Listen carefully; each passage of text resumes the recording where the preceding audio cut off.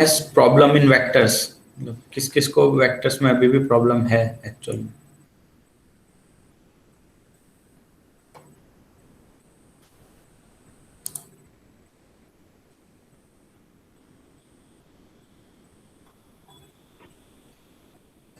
Almost clear है। Almost clear है, चलो अच्छा है। और बाकी? Yes, sir. Clear. क्लियर है, okay. Ankita? Yes sir clear, कल पूछ लिया था मैंने। पूछ लिया? ऐसे अभी होगी हर ट्यूसडे, मतलब एक क्लास तो होगी तुम्हारी जिसमें पिछला सिलेबस कराना है। तो जिस जिसको भी वेक्टर्स में दिक्कत है वो उस क्लास को ज्वाइन करके और अपनी प्रॉब्लम पूछ सकता है ना। If any one of you has a problem in vectors, just join that class and you can ask. From today I am starting a new topic.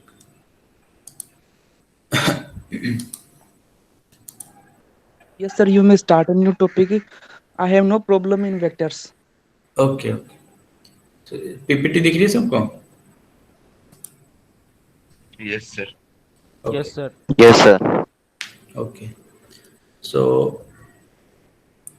ये पार्ट 2 है मॉड्यूल 1 का, इंट्रोडक्शन टू क्लासिकल मैकेनिक्स। छोटा सा ही topic है and small small topics हैं इसमें।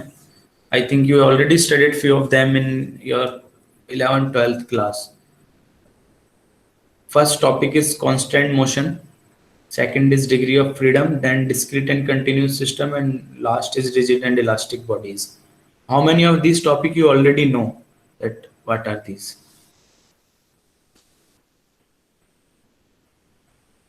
Any?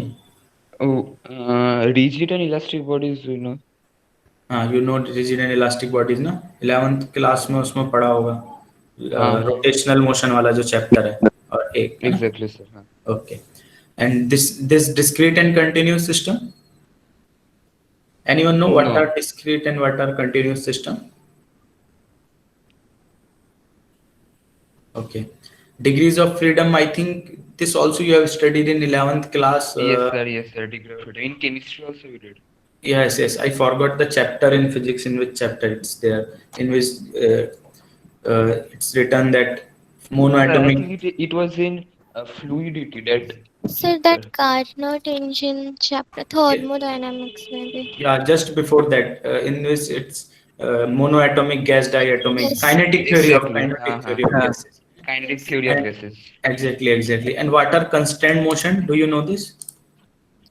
Yes sir, when an object is means forcefully means forced to move in a restricted way. Exactly. तुम लोगों को पता है, almost काफी पता है, ठीक है? So first let's start with the motion. Can anyone tell me what is motion, and how can you judge that the object is in motion? Like when an external force is applied on the body, when it is moving in respect to the other elements present around the body. Any other? When body's an change of object position. changes, yes sir, change in position. एक minute रुक जाओ, just a minute. Like its frame of reference is in motion, Hmm. and the other objects surrounding its frame of reference are in rest. So in Yes. compared to that, it's Yes, yes. और कोई student बताना चाहेगा? Tanishk, Amit, what is, how can you say that object is in motion? कैसे तुम लोग जज करोगे कि एक ऑब्जेक्ट मोशन में है कि नहीं है? सुरहित? सर उसकी पोजीशन चेंज होएगी तब उससे जज कर सकते हैं। ठीक है, अच्छा इसके लिए भी एक एग्जांपल लेते हैं। मान लो हम सब लोग अर्थ पे हैं, ठीक है? तो अगर हम एक दूसरे को देखते हैं तो क्या हम एक दूसरे के रिस्पेक्ट में मोशन में हैं?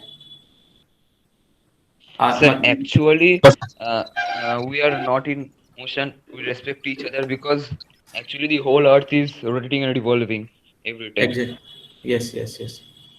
So तुम लोगों की डेफिनेशन ठीक थी। The definition is right that the motion is the respective change of position. If you are, if I'm watching outside this window and some car is going and if its position is changing with respect to time, अगर वो 1 बजे मेरे घर पे है, 2 बजे आगे चली गई, तो we can say that it's the car is in motion. But अगर वो कंटिन्यूसली यहीं पे खड़ी है 3 घंटे 4 घंटे, तो हम कहेंगे वो मोशन में नहीं है, it's not in motion. But again this respect also depend on the frame of reference. Do all of you know what is frame of reference? Yes, sir. So frame of reference basically means the frame with respect to which we are observing the motion of an object. तो जैसे मैं car की motion देख रहा हूँ, वो मैं अर्थ पे हूँ तो अर्थ के रिस्पेक्ट में देख रहा हूँ, अपने घर के रिस्पेक्ट में देख रहा हूँ। लेकिन अगर कोई कार है जो स्टिल मतलब अर्थ के रिस्पेक्ट में रुकी हुई है, और अगर उसको कोई मून से देखे तो उसकी पोजीशन क्या होगी, बता सकते हैं कोई मेरे को? क्या और एक बार रिपीट कीजिए। Consider there is a car which is standing out on earth, means like outside your house or my house, it's still, it's not moving. So we all will say that that car is at rest, it's not in motion. So I'm just asking, what is the But from motion? moon it will be in motion. Yeah, from moon it will be in motion, and the motion will be rotational motion because earth is rotating. Yes, sir. So we cannot judge the motion from one frame, means the motion can change with respect to frame of reference. So हम लोगों को frame of reference पता होना चाहिए, तभी हम बता सकते हैं कि ऑब्जेक्ट का मोशन किस तरीके का होगा। ठीक है, so यही मोशन होता है। Motion in physics is change with time of position and orientation of a body, and all motions are relative to some frame of reference. जैसे कि मैंने बताया, एक frame of reference में मोशन कुछ किसी और हो सकता है, दूसरे frame of reference में कुछ और हो सकता है। Saying that a body is at rest, which means that it's not in motion, merely means that it is being described with respect to a frame of reference that is moving together with the body। बिल्कुल, तो ये भी मैंने बता दिया। अगर हम ऐसे फ्रेम ऑफ रेफरेंस के रेस्पेक्ट में मेजर कर रहे हैं जो खुद ऑब्जेक्ट के साथ मूव कर रहा है, तो हम कह सकते हैं कि बॉडी रेस्ट पे है, बिकॉज अर्थ और कार दोनों एक साथ मूव कर रहे हैं, तो इनका रेस्पेक्टिव मोशन 0 हो गया। ठीक है ना। एक इसके लिए एक और एग्जांपल ले सकते हैं। ट्रेन में ट्रैवल किया है सब लोगों ने? All of you must have travelled in train. जब एक साथ जाता है तब लगता है स्टिल है ना। So when we watch outside the train, तो कैसा दिखता है? मतलब हम लोग जब ट्रेन से बाहर देखते हैं तो क्या लगता है तुम लोगों को?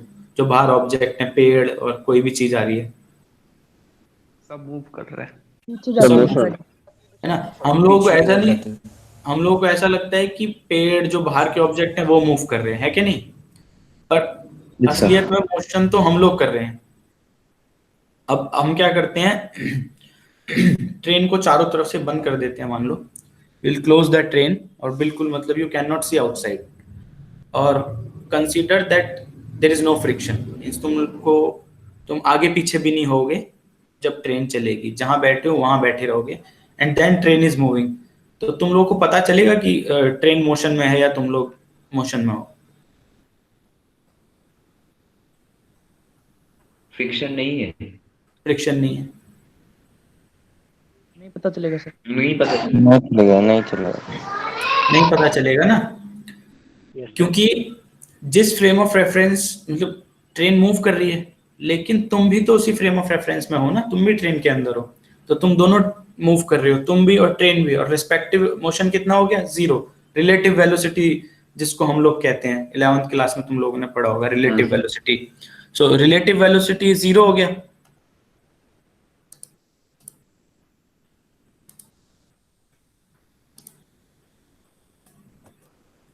तो हम लोगों को पता नहीं चलेगा कि जो हम लोग मोशन में है। सो अब सब लोगों को पता चल गया what is motion and how can we जज the object is in motion और नॉट। इसमें कि if someone has any problem ask it, we can take more examples.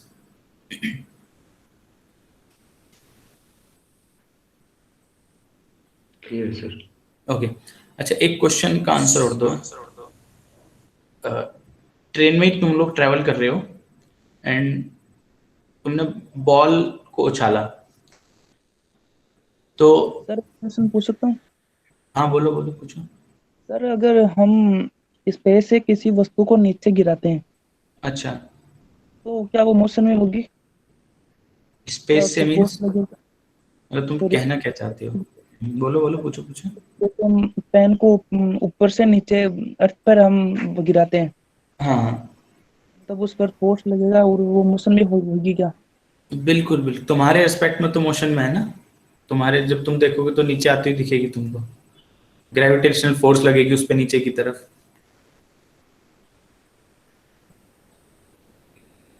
समझे? सर वो स्पेस से गिराना है, स्पेस में तो फोर्स। अच्छा, इस पे ओहो, अर्थ के बाहर से स्पेस से गिरा रहे हो क्या? यस सर, वो ही करना। Okay okay. तो वहां तो जाके क्योंकि ग्रेविटी होगा नहीं, तो वहीं रुक जाएगा। Yes sir. ग्रेविटी होना जरूरी है किसी ऑब्जेक्ट को नीचे आने के लिए, है। तो मैं एक क्वेश्चन पूछ रहा था कि तुम, you all are travelling in train and consider that you have thrown a ball upward. तो तुम लोगों ने बॉल ऊपर को उछाला, तो वो नीचे आएगा। तो मेरा क्वेश्चन ये है कि इतनी देर में बॉल नीचे आया, ट्रेन ट्रेवल करेगी आगे की तरफ, ये मतलब जहां भी वो ट्रेवल कर रही है।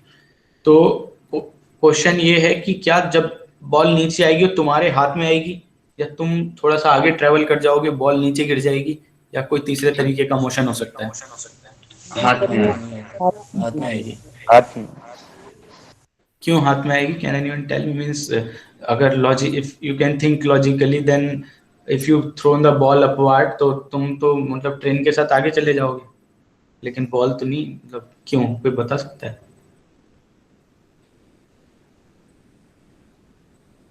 सर ये तो फ्री फॉल तो नहीं हो रहा है ना, हम तो एक फोर्स लेकर थ्रो कर रहे हैं ball। बिल्कुल बिल्कुल, फ्री फॉल नहीं है। तो वो भी और हम तो ट्रेन के अंदर में ही हैं, हम्म तो हम लोग वहां से उछल रहे हैं बॉल को, तो वो तो रिलेटिव मोशन में आ जा रहा है ना ट्रेन के साथ। बिल्कुल, क्योंकि जो हमने ऑब्जेक्ट फेंका वो भी ट्रेन के साथ रिलेटिव मोशन में आ जाएगा, तो बॉल वापस तुम लोगों के हाथ में ही आएगा, कहीं नहीं जाएगा। ठीक है? तो अभी ठीक है, what is motion and how can we जज that object is in motion और not, and what is relative motion, what is frame of reference, ये दो तीन चीजें क्लियर हो गई सबको, तो मैं आगे बढ़ूं। यस। Yes sir. देखो, मैं सारे न्यू स्टूडेंट से भी बोल रहा हूँ, अभी नए टॉपिक स्टार्ट हो चुका है, so if you have any problem ask immediately. And next week new students के एग्जाम भी है, तो तुम लोगों को कोई भी डाउट हो तो ग्रुप में एक बार बता देना। I can fix one extra class because I think many students are new who still not have attended 1 or 2 classes. और एग्जाम जरूर देना सारे के सारे, जिनका भी रह गया है। ठीक है? आई थिंक 8 स्टूडेंट्स ने एग्जाम दिया था लास्ट टाइम। तो सर सर हाँ, वो अभी स्पेस वाला क्वेश्चन था, उसमें भी तो सर स्पेस में भी तो पोजीशन हो तो उसकी चेंज होएगी ना सर? अब ये डिपेंड करता है ना तुम कहाँ से देख रहे हो।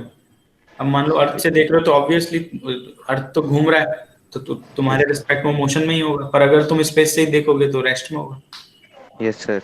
है ना? Yes sir sir. यस। तो सर हाँ जी, कौन? हाँ, बोलो बोलो। सर है ना, अगर आपने अभी बताया कि ट्रेन के अंदर हम बॉल को जब ऊपर फेंकते हैं तो वो हमारे हाथ में ही आती है, सर जब हम ट्रेन के ऊपर से फेंके तो वो तो नहीं आई आती। ओके, चलो, अच्छा क्वेश्चन है। बाकी सब लोग बताओ, कौन बताएगा? अगर हम ट्रेन के ऊपर फेंकते हैं तो आएगी कि नहीं आएगी? सर आ अच्छा, सकती, आनी तो चाहिए, ये मगर वो तुमने एयर कैसे, फ्रिक्शन मतलब हब ये तुमने वेलोसिटी, कैसे जज एयर किया कि हवा जो। ट्रेन के ऊपर से फेंकेंगे तो हाथ में नहीं आएगी? Means how did you get to know that it will not come into your hand? कहने का मतलब जैसे हम ट्रेन के ऊपर है और ट्रेन मूव भी साथ मूव कर रही है, कहने का हाँ मतलब। हाँ बिल्कुल। और जब ऊपर बॉल बॉल को फेंकते हैं तो ट्रेन तो आगे चली जाएगी, बॉल तो थोड़े से बैक थोड़े पीछे रह सर जाएगी। हाँ जब हम लोग ऊपर रहकर बॉल को फेंकेंगे तब तो वो हाँ, ट्रेन के अंदर नहीं रह रहा है ना, तो हम्म। हम लोग तो फ्रेम ऑफ रेफरेंस में है ट्रेन के साथ, पर उसका फ्रेम ऑफ रेफरेंस तो चेंज हो जा रहा है बॉल का, वो तो रिलेटिव मोशन में नहीं है ट्रेन के साथ। अच्छा, मतलब तो सारे लोग इस बात से एग्री करते हैं कि व्हेन वी नहीं थ्रो, सर। अगर आप ट्रेन के ऊपर से बॉल को फेंकते हैं तो वो हाथ में नहीं आएगी। All are agree at this point. No sir. ये होमवर्क है, चलो नो मैं सर। सब लोगों को बोल रहा हूँ, क्योंकि ऐसा भी हो सकता है हाथ में आए। सर उसमें तो वो है ना, एयर वेलोसिटी अपोजिट डायरेक्शन में, तो उसकी वजह से वो पीछे जाएगी, अदरवाइज तो उसको हटा देंगे, अगर शील करके अगर हम उसको फेंकेंगे ऊपर से भी तो भी वो हाथ में आएगी, तब भी हाथ में आएगी। चलो, अब एक बच्चे ने बोला है कि हाथ में आएगी, एक दो तीन बोल रहे नहीं आएगी। एनी अदर, किसी पे बिल्कुल मतलब एग्जैक्ट आंसर है? मुझे भी लगता है शायद हाथ में आएगी। तो होमवर्क है सब लोगों का, सोचना इस क्वेश्चन का आंसर और मेरे को रीजन के साथ बताना। देखो, कोई भी आंसर दोगे you should have explanation. Physics है, बिना एक्सप्लेनेशन के तो कुछ नहीं होगा। ठीक है, ये क्वेश्चन पूछा किसने था? गण घनश्याम। नहीं ओके, नहीं, गणपत। गणपत। Okay okay. हाँ ये सर, न्यू स्टूडेंट। तो गणपत ने पूछा और बाकी सब लोगों के लिए क्वेश्चन है। ठीक है, अगली क्लास में मेरे को बताना सोच के कि दोनों में क्या डिफरेंस है when we are throwing ball upward inside the train and above the train. क्या दोनों में कोई डिफरेंस है, या दोनों केस सेम है, या दोनों केस में बॉल हाथ में आएगी या एक केस में आएगी या नहीं आएगी। ठीक है, थोड़ा सा 11th क्लास की फिजिक्स रिकॉल करोगे, पहले दूसरे तीसरे चैप्टर, तो दोनों क्वेश्चन का आंसर तुम्हें इजीली मिल जाएगा। ठीक है, सो कितने तरीके के मोशन पॉसिबल हो सकते हैं? How many types of motion we have? So अगर types of motion, first is translational motion. Can anyone tell me what is translational motion? Sir linear motion जो straight Linear line. motion, exactly. X Y Z direction या three dimensional motion means linear motion होना चाहिए, translational motion होगा। Without rotational, change in orientation. yes, without changing shape and orientation. Second is rotational motion. Rotation means there is must be rotation about certain axis, जैसे pen है ये ऐसे rotate कर रहा है, तो this kind of motion is rotational motion. Third is periodic motion. Can anyone tell me what is the difference and common between rotational and periodic motion? Sir periodic और rotational motion में वो एक axis के आसपास वो motion होता है, बिल्कुल मतलब बिल्कुल, respect to that, but in yes. periodic motion, like there's a certain time interval in which the motion will occur, fixed time Exactly. intervals, like in pendulum. But in rotational motion, there is no fixed intervals of time that the motion will occur. Right, right, right. All हाँ, almost ठीक है। और any other student? Can we say that rotational motion is a periodic motion or periodic motion is a rotational motion? Yes, sir, we can say that periodic motion is a rotational motion. And reverse, vice versa? Reverse is true That sir, is not possible, sir. Rotational motion is periodic. Not always. Yeah, reverse is not possible. ये किसने बोला? Manager. Or Not possible means not always. Not always. Yes, yes, right, right. So see, periodic motion basically means the motion will repeat after certain interval of time. Like हमारा जो दिन चलता है, that this time period is repeating regularly. There is 1 o'clock, 2 o'clock, and 24 hours a day. So this kind of motion is periodic motion, and it's also not necessary that all periodic motion should be rotational motion. There are certain periodic motion which can be a rotational motion.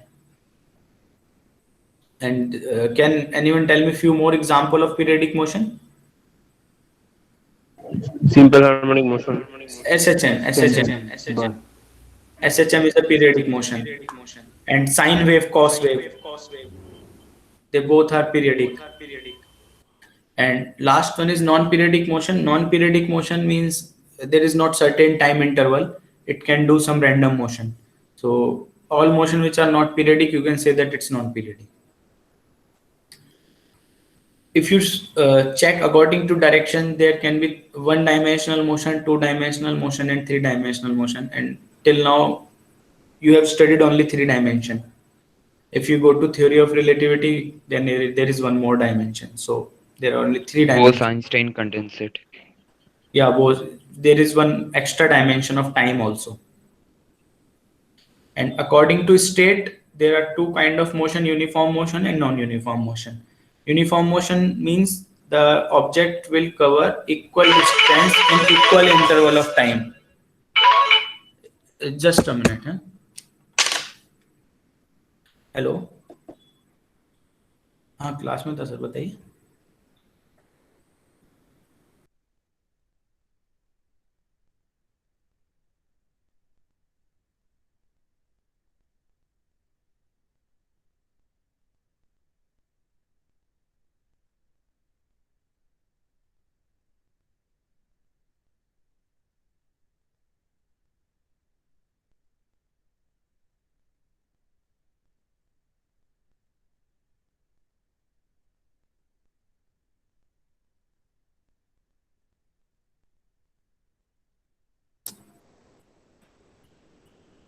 हाँ तो हम कहाँ पे थे? हाँ, according to state, तो uniform motion when object travel equal distance in equal interval of time, and non uniform motion when object travels unequal distance in equal interval of time. So like I am driving a car, and if I cover 1 kilometer from 1 to 2 p.m., and if I am covering same 1 kilometer in every hour, 2 to 3, 3 to 4, 4 to 5, then my motion is uniform motion. And if I am covering different distance, like 1 to 2 I covered 1 kilometer, 2 to 3 4 kilometer, 3 to 4 10 kilometer, then it's non-uniform motion. मतलब equal time interval में equal distance होना चाहिए तो uniform motion होगा, और अगर कहीं भी इसमें ऊपर नीचे होगा तो नॉन यूनिफॉर्म मोशन होगा. तो टाइप्स ऑफ मोशन समझ आ गए सबको? Yes sir. Okay. Sir rotation और पीरियडिक में रिलेशन क्या होता था इसमें? There is not certain relation. Means few periodic motion can be rotational motion, but it's also not always true. Means you can find certain example of periodic motion which are not rotational. Okay. Yes sir. So constant motion. Constant के नाम से तुम्हें पता चल रहा होगा, if we are trying to restrict our motion in certain way, then we are constraining that motion. So same is the definition. Constant motion result when an object is forced to move in a restricted way. We are forcing or restricting the object to move in a certain limitation. Then we say that the motion is constant. So again, we can take the example of this pen is the simplest example. अगर ये cap अलग से है तो this cap can move in any direction, upward, downward, left, right और rotate. Okay. अगर मैं इस कैप को इस पेन के अंदर डाल दूं, so can anyone tell me what kind of motion this cap can do?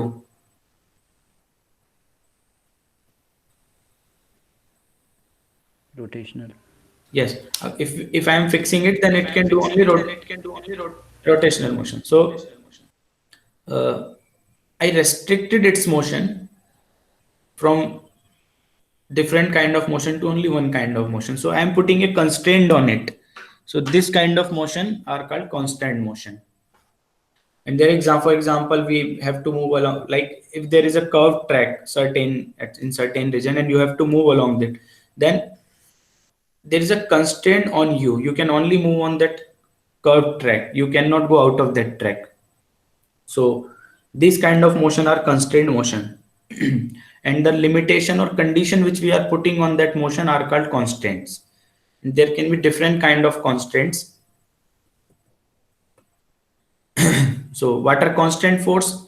The forces that constant object exert are called constant forces. And there are three types of constant: completely constant, three kind of motion: completely constant motion, incompletely constant motion, and successfully constant motion. So let's check. First is completely constant motion. The one example which I give you of pen is completely constant motion because it can only move in one direction wherever you apply the force. And other example is the piston and cylinder. Like there is a cylinder and there is piston above it, and it doesn't matter wherever you apply force, the piston will move inside the cylinder. So this kind of motion is called completely constant motion. See, when the motion between a pair is limited to a definite direction, irrespective of the direction of the force applied, then the motion is said to be completely constant motion. Well, it doesn't matter where you are applying the force. Force किसी भी direction में लगाओ, वो एक ही direction में move करेगा. देखो इसका एग्जांपल ये एक ही हो सकता है. This is a source hole, एक सोर्स है, इसमें बीच में होल है, इसमें हमने स्क्वायर बार डाल दिया. So this is a rectangular bar, so it cannot rotate. There is no rotational motion. It can only move forward and backward. So there is one kind of motion, and wherever you apply force on this, it doesn't matter. It will either move forward or backward. So this kind of motion is completely constrained motion. Any problem in this? No, sir. Sir, can you explain this again? Okay. ये can you see this square, this object, Yes, and then we put, see, consider a car. There is a car के tyre rotational motion करते हो, क्यों करते हैं? अगर मैं car के टायर में मतलब सर्कुलर की जगह रेक्टेंगुलर टायर लगा दूं तो क्या होगा? मूव नहीं कर पाएगा, मूव रोटेशनल नहीं कर मोशन पाएगा, नहीं होगा। मोशन रेस्ट्रिक्टेड हो जाएगा ना। सो Yes. सेम केस यहाँ पे है, हमने रेक्टेंगुलर बार डाला है and it's this rectangular hole. See this is a square hole और rectangular hole and we have put a square और रेक्टेंगुलर बार। सो ये रोटेट तो नहीं कर पाएगा, ठीक है? तो अब ये रोटेट तो कर नहीं सकता, तो इस पे कितने तरीके के मोशन हुए, मतलब क्या ये क्या मोशन कर सकता है? मान लो तुमने इस पे फोर्स लगाया, you are trying to push it और pull it, then what kind of motion this bar will do? क्या ऑप्शन है इसके पास? Translatory. Translatory motion, either forward और backward. Yes sir. So Yes, sir. this, wherever you apply force, it doesn't matter, but this pair has only one option, translatory motion. So this kind of motion are completely it's completely constrained. It doesn't matter wherever you apply force. Now clear? Yes, sir. Okay. You can consider a ceiling fan also. Means if its axis is fixed, then it will always do the rotational motion. You cannot do the translatory motion. It doesn't matter wherever you apply force. Even if you are trying to push it or pull it, the fan will rotate either clockwise or anti-clockwise. Since its axis is fixed, it's constrained to that. Okay. Yes sir. Okay. Yes, sir. Second is incompletely constrained motion. So when the motion in a pair can be take place in more than one direction. See, now in last figure, instead of this rectangular or square hole, now we are changing this hole to the circular hole. And now we are putting the circular bar inside this hole. Now you can see that the translatory motion is still there, which is in the previous case. It can either move forward and backward. But other than that, there is one more motion. Now it can rotate also. Rotation. है ना? So now there is more than one kind of motion. So we can say that it's an incompletely constrained motion. So can this point is clear? Yes, sir. Can anyone tell me one example or two example from the regular life of incompletely constrained motion?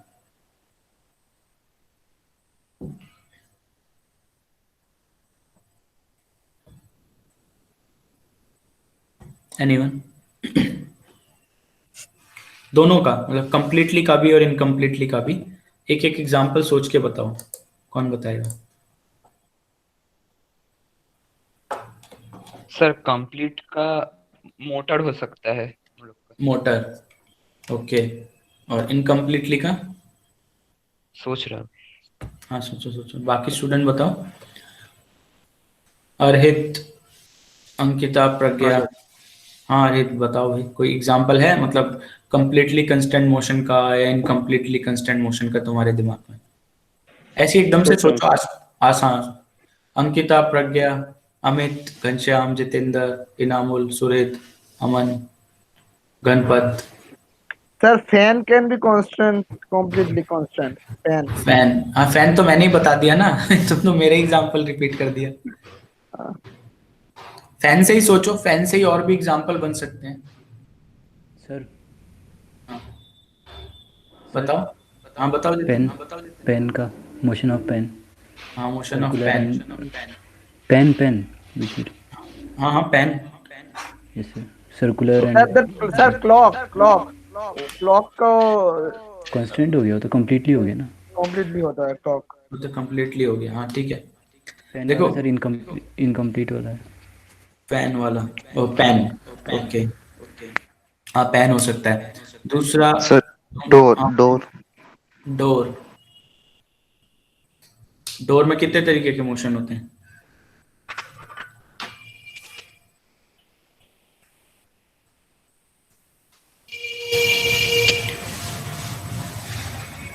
घबराओ मत, बोलो यार, बोलो, सोचो थोड़ा सा और बोलो।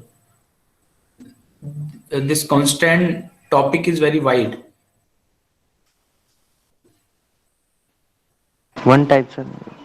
हम्म, सर डोर का हैंडल को इनकम्प्लीटली कांस्टेंट बोल सकते हैं। डोर के हैंडल को, हाँ, इसको ट्रांसलेशनल और रोटेशनल दोनों करते हैं ना। And one more example is table fan.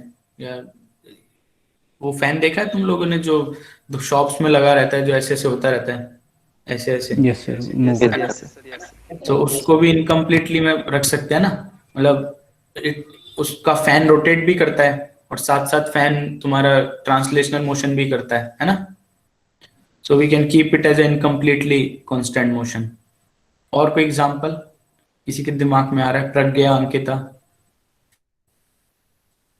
Sir, motion of any object is which motion? मतलब कि if a car is moving, then it can move only in forward and backward. हम्म, नहीं, car तो बेटा forward है, backward की जगह, मतलब car और any object which is doing motion on a road, it will be three dimensional motion. Forward और backward तो उसको हम लोग देखते हैं, अगर तुम मतलब ऑब्जर्व करो तो it's a three dimensional motion. It can go left right, just only above and below it can not go, but some time when speed breaker comes it go above and below also, that is vibrational, can call it a vibrational motion. So उसमें तो हर तरीके का motion होता है, मतलब three dimension. The propeller of a ship, propeller of a ship or boat. हाँ, ये ठीक है। तो you can think many examples from your regular life, just I want to give you the image of that. So last one is successfully constant motion. So when the motion between the element or a pair is such that the constant motion is not completed by itself but by some other means, then the motion is said to be successfully constant motion। मतलब अपने आप से नहीं होगी, उसको हम लोग को कराना पड़ेगा। देखो इसका एग्जांपल है same this foot step bearing, इसमें हमने ऊपर एक लोड डाल दिया। Usually it can do the translational motion. Consider a shaft in a footstep bearing. The shaft may rotate in a bearing or it may move upward. So ये rotate भी कर सकता है और upward भी move कर सकता है। So ये हो गया incomplete constraint motion का केस। लेकिन अगर हम इसके ऊपर लोड रख दें ना, but if the load is placed on the shaft, so हमने क्या किया, we have restricted its upward movement, है ना। ये समझ आया सबको? This point is clear. If we putting load on this, then we are restricting its upward movement. So एक ही तरीके का मोशन रह गया, अब ये घूम सकता है एक्सिस के अलोंग। So इस तरीके के मोशन को कहते हैं सक्सेसफुली कांस्टेंट मोशन। क्लियर है? Yes sir. Okay. So now you know what is motion, what is constant motion, what are constant that we'll study later in next class most probably. Sir Yes. Complete और successfully इसका एक और example बता सकते हैं? दो आवाजें आई मेरे को, फिर से बोलो। सर इसका मतलब एक एग्जांपल ये अच्छे से क्लियर नहीं हुआ। अच्छा, successfully constant motion. Okay, sir ये तो let's think one more example.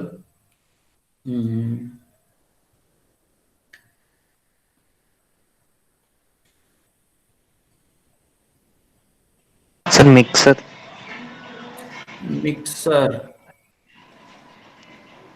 Mixer कैसे? How?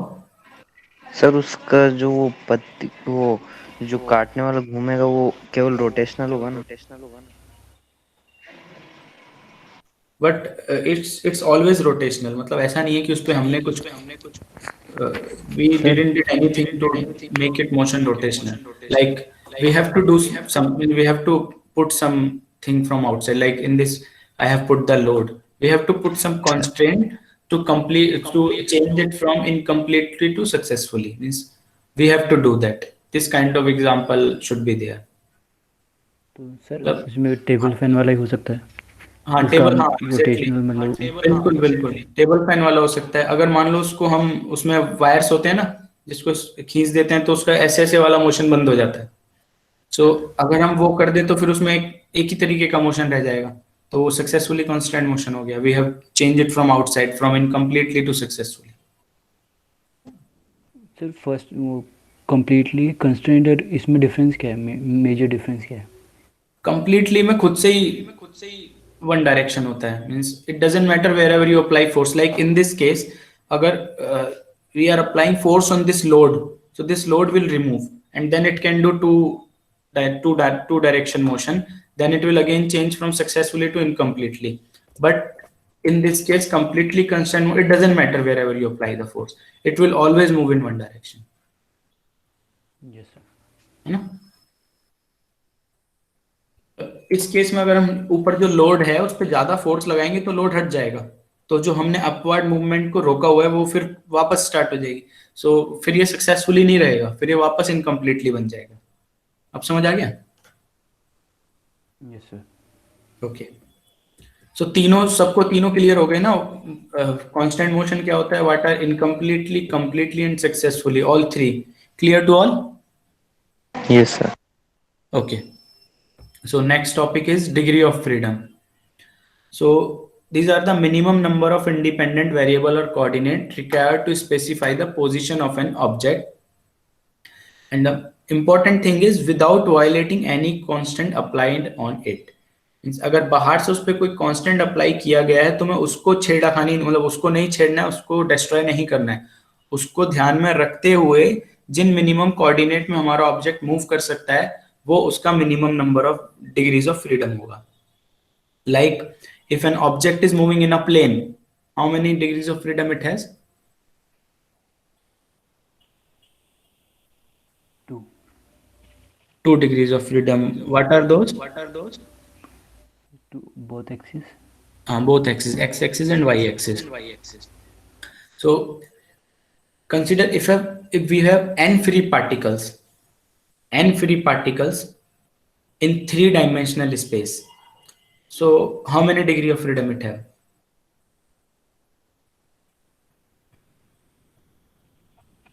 3. n into 3. n into 3, it's already written 3n. हाँ, कोई कुछ बोल रहा है, बोलो. 3 बोला था सर, मतलब कि particles multiplied by the. Exactly, because every particle has different 3-dimensional space. So if we have n free particle and we are dealing in 3 dimension, then the total degree of freedom are 3n. So if I'm changing this dimension from 3 to something else, like if we have 5-dimensional, how many degree of freedom it have? 5n. Okay, now take one example. There are 7 free particles moving in 12-dimensional space. 7 free particles, 12-dimensional space. So how many degree of freedom it have? Anyone? 84. 84. 84, exactly. 7 into 12, 84. Okay? Exactly, 7 into 12. So, and one. Sir, can you repeat once again? Okay. Consider we have a 7 free particles moving in 12-dimensional space. 7 free particles, 12-dimensional space. So how many dimensional space मतलब? नहीं, हमने assume किया है, possible नहीं है 12 dimension. It's just assumption. 12 dimension is not possible. It's just assumption. Question can come in case of degree of freedom. If question is coming, they can ask you any number of dimension because it's just assumption. We are not going to apply it in the real life. No? So it's just a question that we have 7 free particles and we have 12-dimensional space. So how many degree of freedom we have? 7 into 12. 7 into 12. Like we have n free particles in 3-dimensional space, we have 3n degrees of freedom. And so 12 means 7 into 12, 84 degrees of freedom we have. So always keep this in mind. You have to multiply. And if there are certain ways like I forgot the example. Okay, we'll do it later. And second thing is the number of coordinate required to specify a dynamical system become less when any constant work on it. So if we are applying some constant from outside, अगर हम कोई constant उस पे लगा देते हैं तो उसके जो degrees of freedom होंगे reduce हो जाएंगे. Like see if an object can move in 3-dimensional space and if I am restricting its motion to z axis, मैंने z axis में उसको रोक दिया, it cannot move, तो कितनी डिग्रीज ऑफ फ्रीडम रह गई? 2 कैसे कैलकुलेट करी? z हट गया ना, z तो 3 - 1 है ना. So 1 is constant and 3 is total degrees of freedom. So total degrees of freedom minus constant is equal to actual degrees of freedom तुम्हारा आ जाएगा. ठीक है. So यहीं से ये फॉर्मूला बना. If we have n free particles in 3-dimensional space and we have m number of constants, मतलब m number of constants हमने उस पर अप्लाई किए, तो उसकी डिग्री ऑफ फ्रीडम कितनी हो जाएगी? 3n minus m. इस फॉर्मूले में कोई दिक्कत है किसी को? हाँ सर, और एक बार बोलिए. एग्जाम्पल से समझो ना. मान लो 3-डायमेंशनल में कोई ऑब्जेक्ट मूव कर रहा है तो 3 डिग्रीज ऑफ फ्रीडम हो गई टोटल. अब मैंने क्या किया, what I am doing is I am forcing it to not to move in Z direction. एक डायरेक्शन मैंने रोक दिया वहां पे, मतलब कुछ भी इस तरीके का लगा दिया कि जेड एक्सिस में कोई मोशन पॉसिबल ही नहीं है. तो कितने डायरेक्शन में अब हमारा ऑब्जेक्ट मूव कर सकता है? 3 - 1 × n. 3 यार अभी n तो वहां पे एक ही पार्टिकल है तो n तो 1 हो गया, मतलब 2 डायरेक्शन. हाँ 2 डायरेक्शन हो गया. तो कैसे आया? 3 टोटल था और एक हमने कांस्टेंट अप्लाई किया तो 3 - 1 हो गया.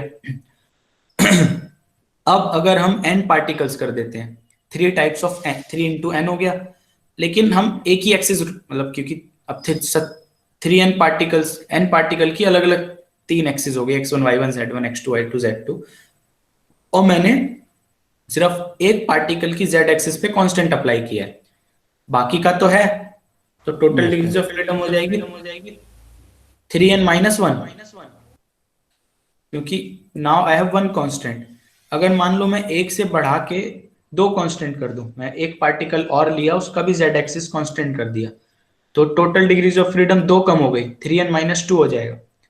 इसी तरह से if I am putting m constants, if there are n free particles and I am putting m number of constant, then the total degrees of freedom will be 3n minus m. Now clear? हाँ sir. अब clear है सबको? Yes sir. Okay good. कोई दिक्कत हो तो रोक के पूछ लेना. So these are some examples. Particle in space has 3 degrees of freedom. We already discussed. Particle in a plane has 2 degrees of freedom. So consider a particle moving on a sphere like football. So how many degree of freedom it has and how? Tell me. Answer तो मैंने लिखा ही है, पर किस तरीके से आएगा? Can anyone tell me?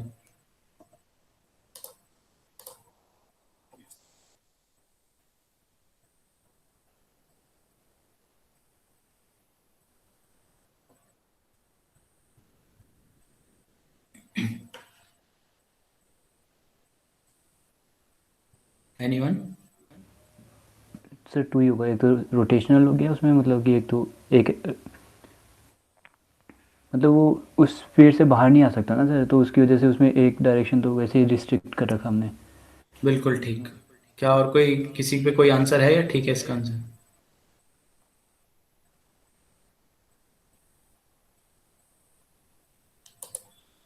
Anyone? Sir वो सर्कुलर मोशन भी फॉलो करेगा तो 2 ही होगा.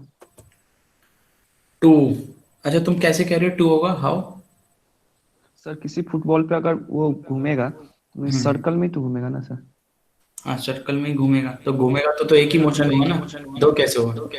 और जैसे सर स्लो डाउन करेंगे उसको, या फिर उसको हम और ट्रांसलेशन मोशन भी तो हो सकता है ना उसका. Like if you kick a football, that time rotational. कैसे? बेसिकली इसको कैलकुलेशन कैसे करेंगे? देखो असलियत में तो 3 डायमेंशन है और हमारा ऑब्जेक्ट एक ही है, तो ये हो गया 3 × 1. अब हमें चेक करना है कांस्टेंट कितने हैं. देखो स्पेयर के केस में अगर कोई पार्टिकल तुम्हारा फुटबॉल के या स्पेयर के ऊपर है, तो एक सबसे बड़ा कांस्टेंट क्या है, वो उस फुटबॉल को या स्पेयर को छोड़ नहीं सकता है ना. It has to stick to that sphere. So ये एक बड़ा कांस्टेंट हुआ, इसको मतलब मैंने कांस्टेंट ऑफ रेडियस लिखा है। असलियत में कांस्टेंट जब कैलकुलेट करोगे तो क्या बनेगा, जो तुम्हारे ऑब्जेक्ट की पोजीशन है X square plus Y square plus Z square is equal to are square, ये एक उसका इक्वेशन बनेगा ना। ये इक्वेशन सबको समझ आ रहा है? हाँ सर। है ना। अगर उसका सेंटर हम 0 मान लें तो जो उसके कोऑर्डिनेट्स हैं x square plus Y square plus Z square is equal to are square, और this must be true at any case. मतलब अगर वो आर को छोड़ेगा तो it means it's leaving that sphere. तो एक ही कांस्टेंट है और कोई कांस्टेंट तो है नहीं। अब देखो हमने इस तरीके से कैलकुलेट किया, 3 इंटू 1 माइनस 1 आ गए 2। अब वो दो रोटेशनल होंगे या ट्रांसलेशनल होंगे वो तुम कैलकुलेट कर सकते हो, जैसे जैसे आगे पढ़ोगे सीख जाओगे। पर फर्स्ट ये कैलकुलेट करना तुम्हें, मतलब नंबर ऑफ कांस्टेंट निकालना अगर तुम्हें आ गया तो तुम डिग्री ऑफ फ्रीडम इजीली निकाल सकते हो। ठीक है, ये वाला केस क्लियर है सबको? Yes sir. सर हमने इसमें कौन सा वाला रिस्ट्रिक्ट करा है, मतलब हमने इसको नहीं, हमने नहीं किया, ये ऑलरेडी है। अगर मैंने कोई ऑब्जेक्ट को किसी स्फीयर के ऊपर रखा and this is a condition that this उस पार्टिकल को हमेशा उस स्फीयर के ऊपर ही घूमना है, अलग नहीं हो सकता। तो अलग नहीं हो सकता इट मींस एक कांस्टेंट तो आ ही गया ना, कि उसकी जो कोऑर्डिनेट्स हैं वो उस रेंज में रहने चाहिए। यस समझ गए? तो ये एक कांस्टेंट आ गया। Yes sir. ओके, तो ये एक फिगर है, इससे मान लो 3 डायमेंशन में कोई ऑब्जेक्ट मूव कर रहा है तो उस पर कितने ऑप्शन होते हैं? ऊपर जा सकता है, अप डाउन जा सकता है, बैक जा सकता है, फॉरवर्ड जा सकता है, लेफ्ट जा सकता है, राइट जा सकता है। तो ये हो गया। इसके अलावा रोल कर सकता है ग्रीन वाला इस तरीके से, ये इस तरीके से भी घूम सकता है, इसको यो कह लो, ये इस तरीके से घूम सकता है। तो कितनी डिग्रीज ऑफ फ्रीडम हो गई इस केस में, कोई बता सकते हैं? 5। 9। अच्छा, sir 12। Any other?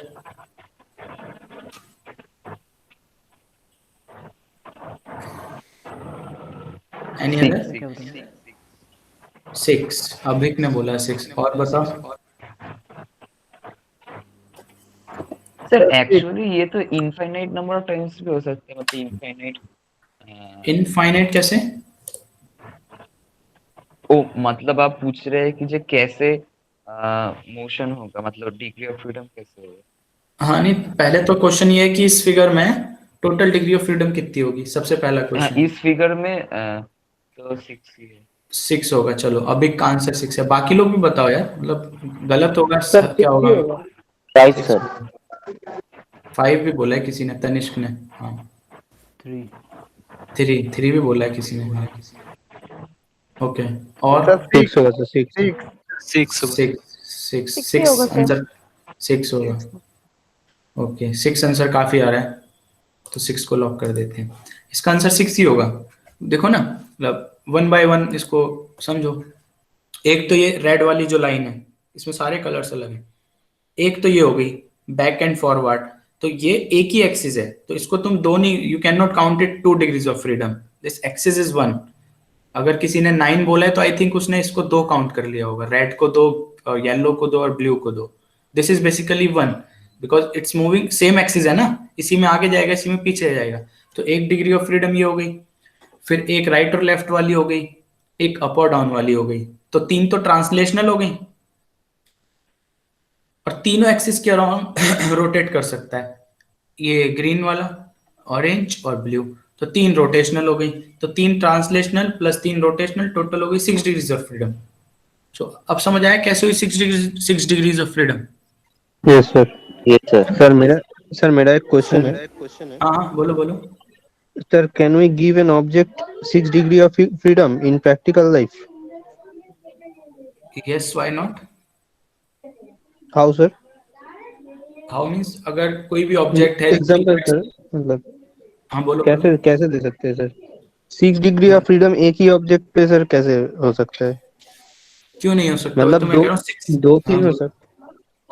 Sir 2 to 3 हो सकता है, translation plus rotational plus random ऐसा भी हो सकता है, पर 6 degree of motion practical life में होगा सर?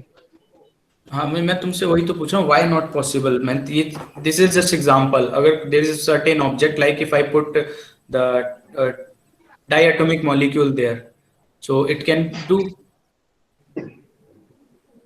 or like triatomic हाँ molecules, it even in triatomic molecule degree of freedom is more than 6, I think. I have one table later, I will show you. So it can possible, no? Means three are three translational degree of freedom are always there. And if it can rotate around 2 axes, then there are 2 degree of freedom. If it can rotate along all 3 axes, but these 3 axes should be unique. And other than translation and rotational, there can be vibrational degree of freedom also. So it can vibrate also along certain axes. So that's why in certain cases the degree of freedom can be more than 6 also. If object can vibrate, then that also comes under the degree of freedom, na? हाँ, खुद का mean axis के हाँ, exactly, खुद की axis के along vibrate भी तो कर सकता है। किसने पूछा था क्वेश्चन? सर मैंने। अच्छा, ऑडिट अरे सर। अरे पूछा, ओके ओके, हाँ ओके, हाँ अभी समझ आया रित? हाँ सर।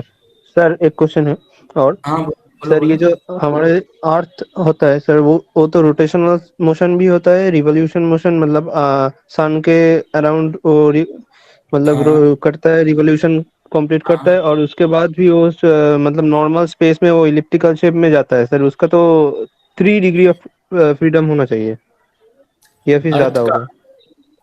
हाँ सर। अर्थ का पता नहीं यार, मैं भूल गया अर्थ का कितना होता है, कैलकुलेट करना पड़ेगा। एक तो रोटेशनल मोशन हो गया, ठीक है, हाँ अब अपनी हाँ एक्सिस के सर। अलोंग रोटेट कर रहा है। एक हाँ वो रिवॉल्व भी कर रहा है, हाँ, तो रिवॉल्व भी कर रहा है और एक स्पेस में आगे बढ़ रहा है सर, मतलब हम्म पूरा सिस्टम। तो वो एक हम्म ट्रांसलेशन मोशन भी हो गया। हम्म, तो डिग्री ऑफ फ्रीडम तो सर 3 होना चाहिए। हाँ शायद 3 होना चाहिए, सही कह रहे हो। चलो इसका मैं सोच के बताऊंगा तुमको, एग्जैक्ट नंबर मेरे को अभी पता नहीं है, ठीक है, ओके सर। मैं सोच के बताऊंगा तुमको। तो ये वाला फिगर क्लियर है? देखो इसको 2 फिगर से मिलके बना एक्चुअल में, ये देखो, ये ट्रांसलेशनल है, ये रोटेशनल है, इन दोनों को जोड़ दो तो ये आ गया 6 डिग्रीज ऑफ फ्रीडम। दिख रही है दोनों अलग अलग, these 3 translational, these 3 rotational, and अगर हम इन दोनों को जोड़ दें, अगर कोई ऑब्जेक्ट है जो ये दोनों कर पा रहा है, तो उसमें 6 डिग्रीज ऑफ फ्रीडम हो गया। क्लियर है पॉइंट? हाँ सर। सर बाकी लोग भी सोचना भाई, इसने अच्छा क्वेश्चन पूछा है, मतलब this is a good question, how many degree of freedom can earth have? So other student also, if anyone can answer now, if anyone have answer, if not then think about it and we can discuss in next class, or if anyone will get the answer, just put it in a group also, ठीक है? So ये point clear हो गया कि if an object, how it has 6 degrees, how can an object have 6 degrees of freedom? Okay, so अब ये gas की बात करते हैं। I think this table you already studied in 11th class, is not it?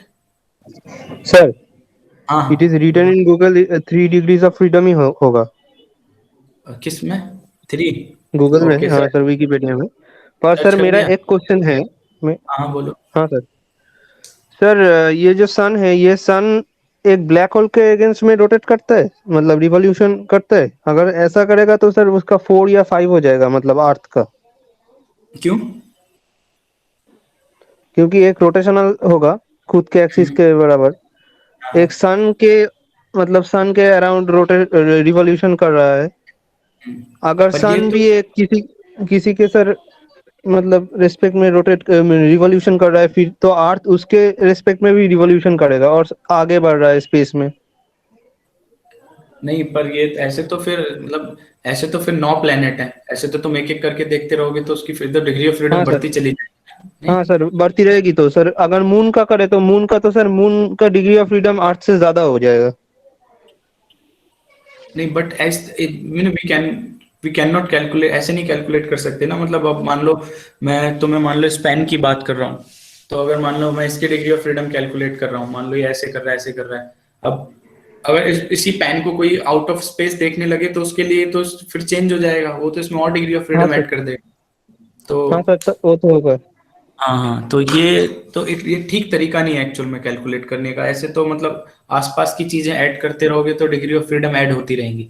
तुम्हें एक particular मतलब जगह सर से ये तो ही, एब्सोल्यूट नहीं है ना, ये हाँ तो एब्सोल्यूट, रिलेटिव होगा। हाँ रिलेटिव होगा एग्जैक्टली तुम्हें किसी एक पर्टिकुलर जगह से देखना पड़ेगा पोजीशन से, और वहां से जितनी जितनी डिग्री ऑफ फ्रीडम आ रही है वो उस जगह से होगी। फिर अब तुम कहीं ओके। जैसे जैसे तुमने बोला मैं सन से या और कोई प्लेनेट उसके रेस्पेक्ट में जा रहा है तो फिर वो अलग केस हो गया। हम लोग कंबाइन नहीं कर सकते ना डिफरेंट डिफरेंट केसेस को। Okay sir. ऐसे तो फिर हर ऑब्जेक्ट को तुम देखोगे तो सबकी डिग्री ऑफ फ्रीडम बढ़ती चली जाएगी, फिर तो मतलब हाँ सर। कैलकुलेशन करनी बड़ी मुश्किल हो जाएगी, मतलब हाँ सर। कॉन्सेप्ट ही पूरा घूम जाएगा। इनफाइनाइट हो जाए। हाँ वही एग्जैक्टली एग्जैक्टली ये एकदम सही आंसर है। ऐसे तो मतलब मैक्सिमम ऑब्जेक्ट की डिग्री ऑफ फ्रीडम इनफाइनाइट हो जाएगी। हाँ सर। समझ रहे हो? हाँ सर। समझ गए ना?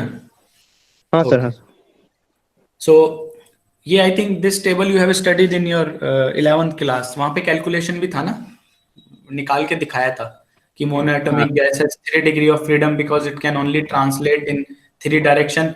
Diatomic molecule has 6 degrees of freedom. Like it can speed, 3 quantum number, principal quantum number, magnetic it quantum. can move along 3 axes plus 2 rotational, and since these are 2 molecules they can vibrate also. Triatomic molecule has 9 degree of freedom and it has 2 cases, 3 translational, 2 rotational, 4 vibrational, 3 translation, 3 rotational, and if it's like that then it's 3 vibrational. So ये वाला table you can check your 11th class book how we get this 9। I think वहाँ एक फॉर्मूले से proper calculate करके दिखाया था। तो ये तो मैंने जस्ट तुम लोगों को एक आइडिया देने के लिए टेबल डाली थी। सो अब डिग्री ऑफ फ्रीडम का कॉन्सेप्ट क्लियर है पूरा, means what are degree of freedom and how we calculate it. Yes sir. Yes. Okay, so next topic is discrete and continuous system. See, discrete system is which is happening in discrete steps and you can actually count it. So the state change occur at isolated point in time called event, or a discrete system is one in which state variable change only a discrete set of points. Like if a customer is arriving at 3:15, 3:23, 4:1, so these are exactly you can tell these are discrete steps. And if the second case is the amount of water flowing, so you cannot tell how much water is flowing, it's continuous system. So are you getting any idea what is the difference basically between discrete and continuous system? Discrete systems are those in which you can exactly calculate or tell the values, but in continuous system we Like cannot know. means in discrete system, the motion is not quantized. In discrete it's quantized, in continuous it cannot be quantized. Quantization basically means we are converting that into the discrete steps. Quantization in there is a integer n na, हाँ हाँ हाँ wherever मतलब there are small integer integer, उसका in multiples of times से बढ़ता है। हाँ बिल्कुल बिल्कुल, if you are हाँ quantizing doing quantization then it's a discrete thing. That's where the quantum mechanics work, it convert that continuous to discrete. We consider it as a discrete system and then we do the mathematics. That's where the quantum mechanics comes into the picture. That's the bridge between the classical and quantum. Okay, so and discrete system where you can count exactly, means you know in which steps it's happening. In continuous system, like I give you one example. Can anyone give me more example of discrete or continuous system? Sir discrete होता है वो charge of an atom. हाँ, और continuous? Continuous like कोई मास, ठीक है। Okay, any other student? Continuous can be the flow of electrons in a body. और discrete? या flow, exactly true, flow of electrons हो गया तुम्हारा कंटिन्यूस, और जो नंबर ऑफ इलेक्ट्रॉन्स है वो डिस्क्रीट हो गया, क्योंकि number of electron will always in integer, है ना? Yes, sir. Yes. हाँ, और बताओ। Sir quantization is discrete. हाँ, क्वांटाइजेशन इज, हमने क्वांटाइज कर सर दिया ना यहाँ वो पे एक, जो, हाँ बोलो सर बोलो यहाँ पे तुम जो बोलो। लिखा है that isolated points in time, मतलब क्वांटाइजेशन में तो सर टाइम से कुछ रिलेशन नहीं है। नहीं, it's not exact means, time means steps basically, time is exactly necessary means T. अगर हम इस डिस्क्रीट और कंटिन्यूस सिस्टम की बात करें, time does not necessary means t. In discrete case we divide time into steps, so वहां पे T आता नहीं है, ओके मतलब स्टेप्स में ही ओके आता है हमेशा, है ना। यही मतलब डिस्क्रीट का रोल बेसिकली यही है कि वो टाइम को स्टेप्स में डिवाइड कर देते हैं, ओके सर। है ना। मतलब डिस्क्रीट के केस में हम डायरेक्ट, मान लो इंटीग्रेशन हम क्यों करते हैं, like we did surface integration ना, सरफेस इंटीग्रल अभी हम लोग पढ़ के आए हैं, वहां पे हम क्या करते थे, एक स्मॉल एरिया लेके उसको इंटीग्रेट करते थे, क्योंकि वो कंटिन्यूस सिस्टम था, हम हाँ लोगों सर। को एक्चुअल में पता ही नहीं था कि वो छोटे छोटे जो पार्ट्स हमने लिए हैं एक्चुअल में कितने पार्ट्स हैं, इसलिए हमको लिमिट में इंटीग्रेट करना पड़ता था। लेकिन अगर मैं तुमको बोल दूं कि वैसे छोटे छोटे 10 पार्ट हैं, तो तुम्हें इंटीग्रेशन की हम्म। जरूरत पड़ती, नहीं सर। सर एक हम क्वेश्चन सीधा, है। हाँ बोलो बोलो। Sir, can we tell that mathematical addition function is discrete and integration is continuous? Integration is आपने ऑन जो अब, कंटिन्यूस सिस्टम। हाँ, plus adding, but adding is not continuous sir. Graph जो हम ड्रॉ करेंगे वो कॉन्टिन्यूअस नहीं होगा सर, मतलब स्टेप्स किस, बाय स्टेप्स होगा एडिंग का। But sir if we draw the graph of integration it will go, means a smooth curve will it will give. Just minute, तुम लोगों का कोई फेस्ट है क्या, हाँ सर। कितने बजे से? सर आज आज तो नहीं है सर। 10:30 10:30 आज आज आज है ही है। 10:30 से। पर मेरे को मैं नहीं किसी, करूँगा। मुझे किसी ने बोला गया कि तुम लोग के सीनियर आएंगे इस क्लास में अभी थोड़ी देर में। जिस इसी क्लास हाँ इसी क्लास में मेरे को ऐसे इसीलिए बोला गया है कि मैं थोड़ा सा जल्दी, मतलब सीनियर आएंगे तुम लोग के, उसके बाद मेरे को क्लास छोड़नी है। I don't know why, but कुछ होगा तुम लोगों का, वो आएंगे थोड़ी देर में। तो जो मतलब अगर कोई फेस्ट में जा रहा है वर्कशॉप वगैरह में, तो टेस्ट कोड तो तुम लोगों को आ चुका है ना, अटेंडेंस के लिए वो अटेम्प्ट कर देना, छोटा सा टेस्ट है, 2 क्विज क्वेश्चन, ठीक है ना। तो हाँ, तो जिसको भी मतलब है किसी को तो वो जा सकता है, बस अटेंडेंस के लिए अप्लाई कर देना उसमें। अब अरे तुम पूछो, तुम क्या पूछ रहे थे? हाँ सर, वो हाँ addition is a discrete system, मतलब डिस्क्रीट में रख सकते हैं तो हम। हाँ, एडिशन बेसिकली डिस्क्रीट ही होता है, जहां भी एडिशन करते हैं हमको एग्जैक्टली पता होता है ना कितने मतलब स्टेप्स हैं या कितने नंबर्स हैं।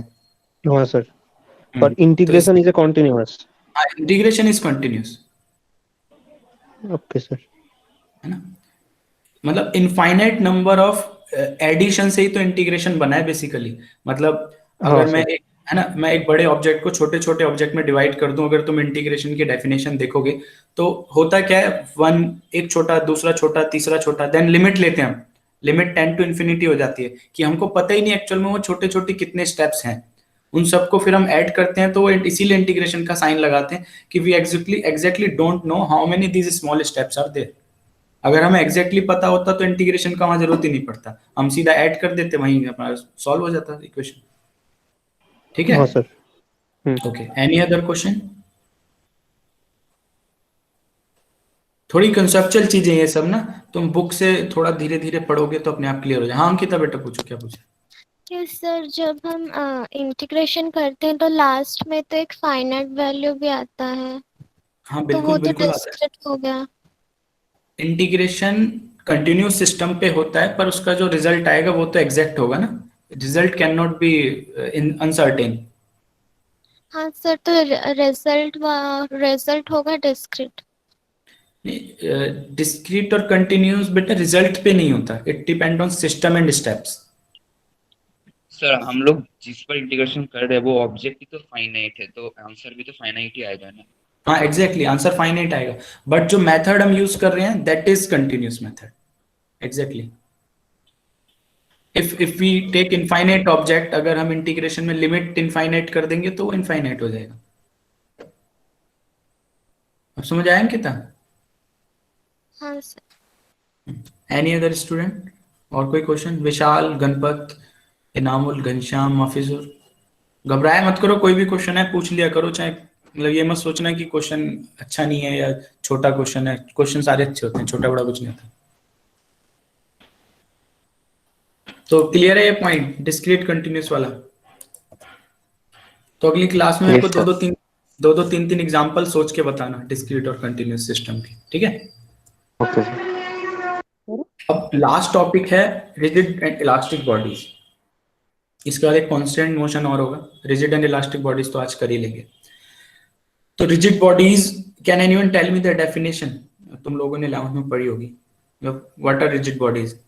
सर रिजिड बॉडीज वो बॉडीज होता है जिस पर हम लोग फोर्स देने के बाद वो फिर से आपका एक्चुअल पोजीशन में लौट आ सकता है, मतलब एक्चुअल शेप में, वो शेप डिसफॉर्म होने के बाद भी वो रिजिड बॉडी होता है। मतलब इलास्टिसिटी बहुत ज्यादा होता है रिजिड बॉडी का।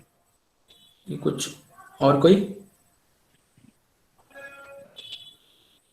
डेफिनेशन एग्जैक्ट सर्टेन नहीं है एक्चुअली। रिजिड बॉडी की तुम डेफिनेशन आई थिंक 11 में भी पढ़ोगे। The body in which the distance between 2 point is always fixed. तो इसका एग्जांपल देखो, ये फोन देख लो तुम मेरा। अगर मान लो इस फोन पे हम 2 पॉइंट ले लेते हैं, एक यहाँ और एक यहाँ, है ना? अब इस फोन को तुम चाहे यहाँ पे रखो इस कमरे में, चाहे नीचे ले जाओ, चाहे ऊपर से उठा के नीचे फेंक दो, चाहे फेंक के दूर फेंक के मारो, ये जो 2 पॉइंट इस फोन पे हैं ये हमेशा यहीं के यहीं रहेंगे। ऐसा नहीं है कि ये खिसक के उधर चला गया, वो खिसक के उधर चला गया। सर वही तो मतलब अगर डिसफॉर्म भी हुआ तो उसका ओरिजिनल इनिशियल शेप में लौटा जाता है। बट वो इलास्टिक बॉडीज होगी। रिजिड के केस में इलास्टिक बॉडीज ही तो रिजिड बॉडीज होता है ना। नहीं, Like steel, elastic for bodies non example. Rigid body होती है। Elastic bodies non rigid body होती है। देखो आगे है भी, ये नॉन रिजिड बॉडीज, इसमें आती है इलास्टिक बॉडी और प्लास्टिक बॉडी, ठीक है ना? तो रिजिड बॉडी के केस में इलास्टिक की वाली प्रॉपर्टी नहीं आएगी, ठीक है? सो ये मेन डेफिनेशन इसकी यही होती है। If you we take, because अगर तुमने मान लो इसको जो तुम कह रहे हो हमने इसको डिफॉर्म किया, तो जो 2 पॉइंट हमने लिए थे उनके बीच का डिस्टेंस तो चेंज हो गया ना, चाहे थोड़ी देर के लिए हुआ पर चेंज तो हुआ। वो नहीं होना चाहिए। The distance between 2 point on a rigid body, the body is always fixed. That kind of body is called a rigid body. ठीक है सर? ऐसा बॉडी जिसपे फोर्स लगाने के बाद भी उसका इनर्शिया चेंज नहीं हो रहा है। हाँ, ये भी कह सकते हो। मतलब ये तुमने खुद से डेफिनेशन बनाई है पर सॉर्ट ऑफ ठीक है, गलत नहीं है इसमें कुछ, ठीक है?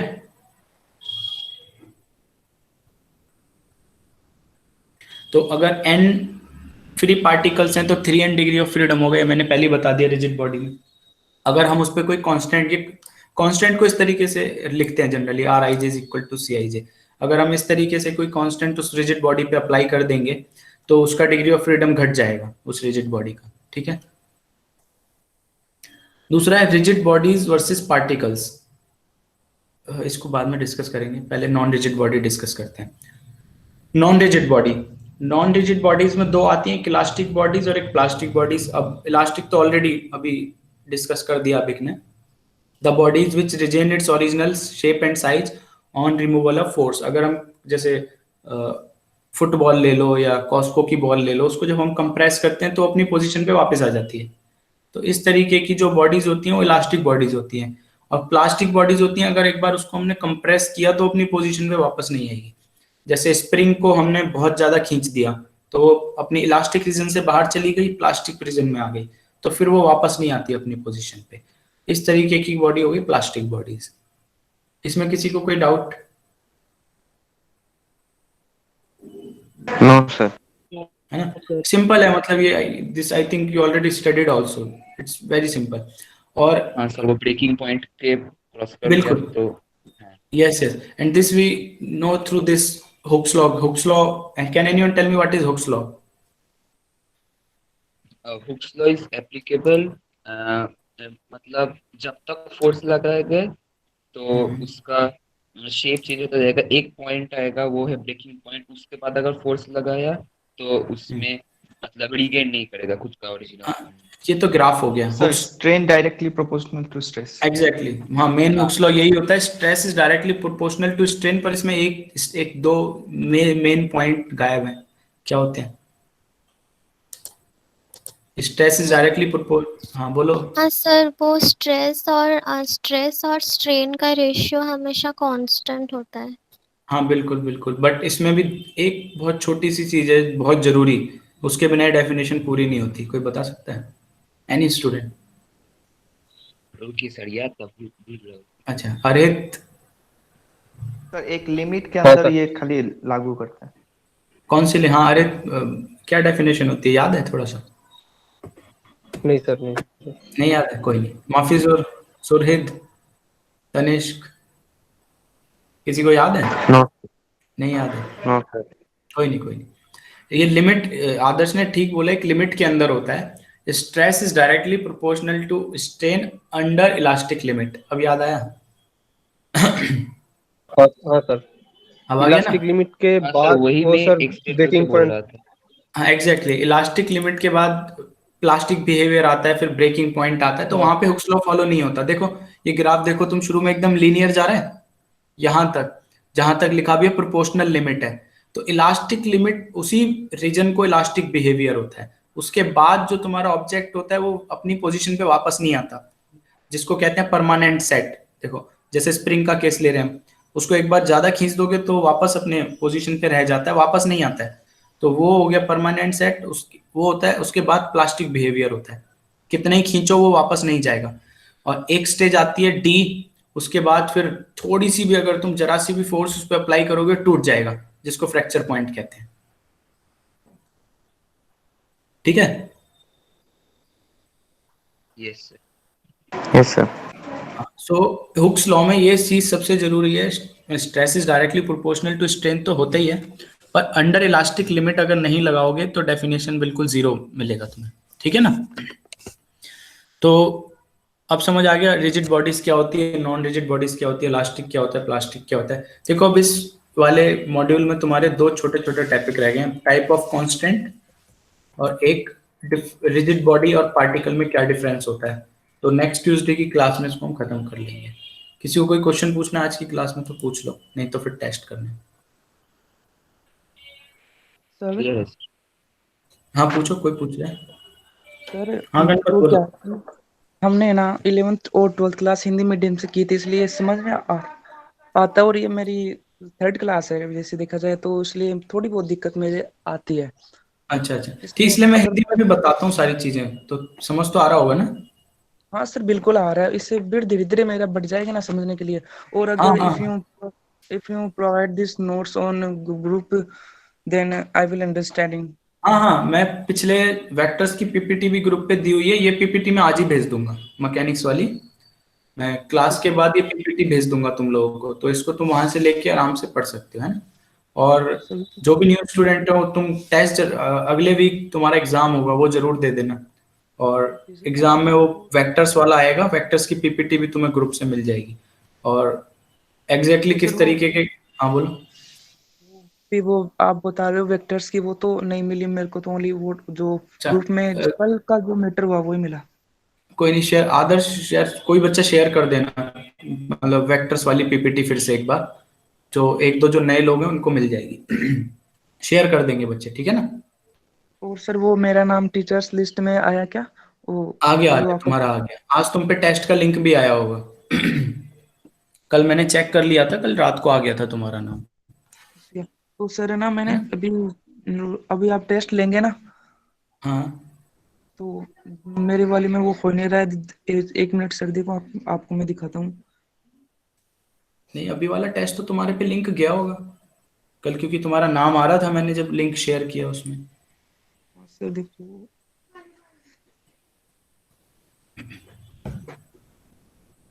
सर इस तरह से आ रहा है, और जब मैं यहाँ क्लिक करता हूँ ऑनलाइन टेस्ट एंड फीडबैक, तो इस तरह का इंटरफेस ओपन होता है। वो भैया ने जो कल दिखाया था वो उस तरह से नहीं आ रहा था। आदर्श यार बताना कहाँ पे आता है टेस्ट? सर वही ये जो बीच वाला है ना, पढ़ाई पढ़ नहीं पा रहा मैं, एग्जामिनेशन वाला, उस पर क्लिक कर। एग्जामिनेशन, हाँ इस पे क्लिक करो। And feedback. हाँ सर मिल गया। मिल गया ना? हाँ हाँ सर यही अब तो क्या है, करना मेरे है? तो है। हाँ ठीक सर है, कैसे इसमें सर मैं ठीक है, इसे स्टार्ट एग्जाम है ना? हाँ, इसको स्टार्ट करोगे, बस उसमें क्वेश्चन होंगे दो, उनको टिक करोगे, जो भी मतलब तुम्हें आंसर ठीक लगे, बस इसको शेयरिंग से हटा दो, अपना आराम से करो। बाकी बच्चे भी टेस्ट करो, और सर कुछ लास्ट पूछना क्लास है? में प्रैक्टिकल करेंगे ना? क्या कह रहे हो? लास्ट क्लास में तो आप प्रैक्टिकल करवाएंगे ना? हाँ, आज प्रैक्टिकल करेंगे बिल्कुल।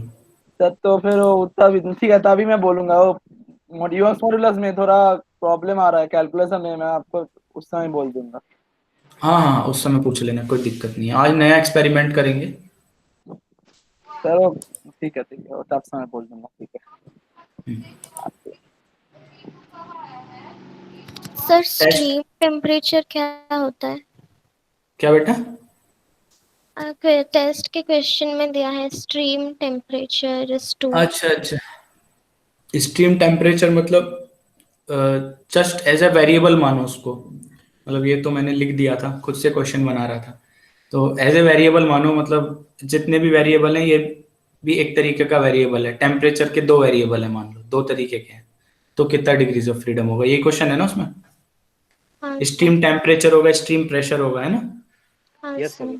हाँ, तो उसको वेरिएबल मानो एक तरीके से, कि टेम्परेचर वेरिएबल है, प्रेशर वेरिएबल है, तो कितना डिग्रीज ऑफ फ्रीडम उसका होगा। सर हाँ अरित बोलो। सर मार्क्स नहीं सर, आप बताएं। अच्छा, तुम्हारे एग्जाम्स के? अरे हाँ सर। मार्क्स यार, मेरे को एग्जाम मतलब बोला गया कि एग्जाम ब्रांच वाले मतलब खुद डिक्लेयर करते हैं, मैंने उनको बना के भेज दिया है, तुम लोगों को बता देंगे शायद कल। पर सर बाकी टीचर्स बता सकते हैं। कंप्यूटर, हाँ सर, इसलिए अच्छा, पूछा। बाकी टीचर ने बता दिया है? हाँ सर, जो जो सर मिस्टेक्स हुआ वो